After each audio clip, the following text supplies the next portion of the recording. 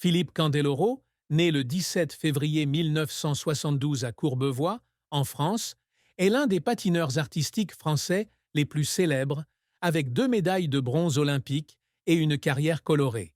Cependant, derrière les brillantes performances sur la glace et les sourires éclatants à la télévision, la plus grande tristesse de sa vie fut la mort de son père, Luigi Candeloro, en 2018. Luigi n'était pas seulement un père, mais aussi la personne qui a jeté les bases de la persévérance et de la passion de Philippe, en construisant une maison familiale à Colombes et en soutenant toujours son fils dans les premiers jours difficiles de sa carrière de patineur. Luigi est décédé après une longue bataille contre une maladie cardiaque, une maladie que Philippe espérait que son père surmonterait grâce à la forte volonté qu'il avait héritée de lui. Philippe a déclaré qu'il était avec son père pendant ses derniers jours à l'hôpital, lui tenant la main et essayant de sourire pour que son père ne s'inquiète pas. Mais lorsque Luigi a rendu son dernier souffle, Philippe s'est senti comme une partie de son enfance et la motivation avait disparu.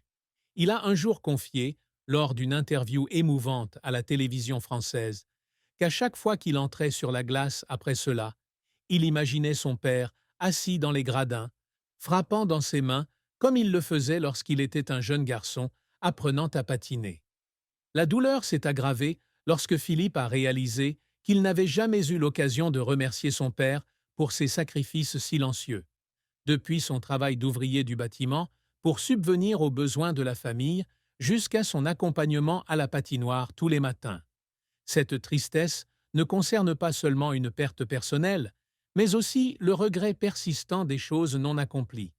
Philippe a grandi dans une famille de 4 frères et il a toujours senti qu'il était celui dont son père attendait le plus qu'il apporte la fierté à la famille. Lorsque Luigi meurt, Philippe tombe dans une brève période de dépression, se demandant s'il a vraiment rendu son père fier. Il a pleuré un jour seul dans sa voiture après un commentaire olympique, lorsque les souvenirs de son père lui sont revenus en mémoire, accompagnés des mots de Luigi.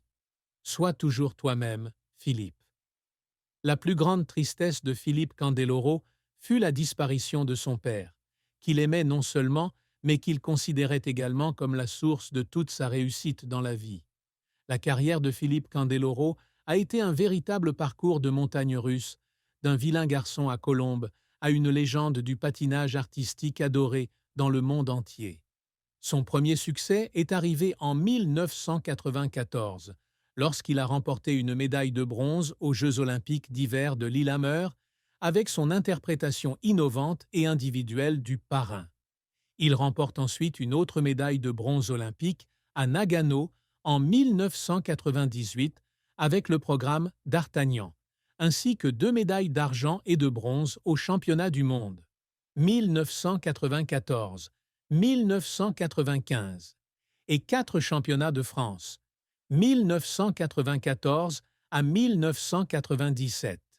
Son style de patinage unique, combinant technique, spontanéité et mouvements expressifs comme l'emblématique rotation du genou, a fait de lui une icône, non seulement dans le monde du patinage, mais aussi auprès du public lors de tournées comme Champions on Ice aux États-Unis. Après avoir pris sa retraite de la compétition en 1998, Philippe s'est lancé dans un rôle de commentateur pour la télévision française, notamment les événements olympiques sur France Télévisions, où il était apprécié pour son esprit et son étendue de connaissances. Il a également participé à des émissions de divertissement telles que Danse avec les stars saison 2, 12-11, où il a atteint la finale et a laissé une forte impression sur le public. De plus, il est apparu dans d'autres projets télévisés tels que Frozen dans Miraculous, Les aventures de Ladybug et Chatte Noire, et a animé des spectacles de patinage sur glace avec sa femme, Olivia Darmon, affirmant ses divers talents dans l'industrie du divertissement. Cependant, la carrière de Philippe n'a pas été sans revers et défis. À ses débuts, il est rejeté par les entraîneurs de l'INSEP, car il trouve qu'il manque de discipline et de technique de base, ce qui le force à rester à Colombes pour s'entraîner seul avec André Brunet. Un revers majeur survient en 1991, lorsqu'il se casse la jambe quelques mois avant les Jeux olympiques d'Albertville de 1992, ce qui l'oblige à se retirer de l'équipe nationale et à manquer les matchs à domicile. Philippe a déclaré qu'il avait pleuré à l'hôpital, sentant son rêve olympique brisé et se demandant s'il reviendrait un jour. Mais c'est la persévérance qui l'a aidé à revenir plus fort en 1994. Un autre défi est survenu en 2015, lorsqu'il a failli perdre la vie dans un accident d'hélicoptère à Villa Castelli, en Argentine, pendant le tournage de Dropped. Bien qu'il ait survécu, l'événement lui a laissé un sentiment de culpabilité pour la mort de collègues tels que Camille Muffat et Alexis Vastine. Il a un jour fondu en larmes, en racontant ce moment dans une interview, se sentant impuissant car il ne pouvait rien faire pour les sauver. Les efforts qui ont fait pleurer Philippe n'étaient pas seulement un échec, mais aussi un sacrifice personnel, comme lorsqu'il a refusé de nombreuses opportunités formidables d'être avec son père dans ces dernières années, ou lorsqu'il a travaillé jour et nuit pour prouver qu'il n'était pas seulement un athlète, mais aussi un véritable artiste. Philippe Candeloro n'est jamais du genre à se contenter de ce qu'il a accompli. L'un des plus grands accomplissements qu'il a toujours recherché est de devenir un symbole de créativité et de passion dans le patinage artistique. Il veut qu'on se souvienne de lui non seulement pour ses médailles, mais aussi pour la façon dont il a changé le sport en apportant légèreté et émotion plutôt qu'en se concentrant uniquement sur une technique sèche.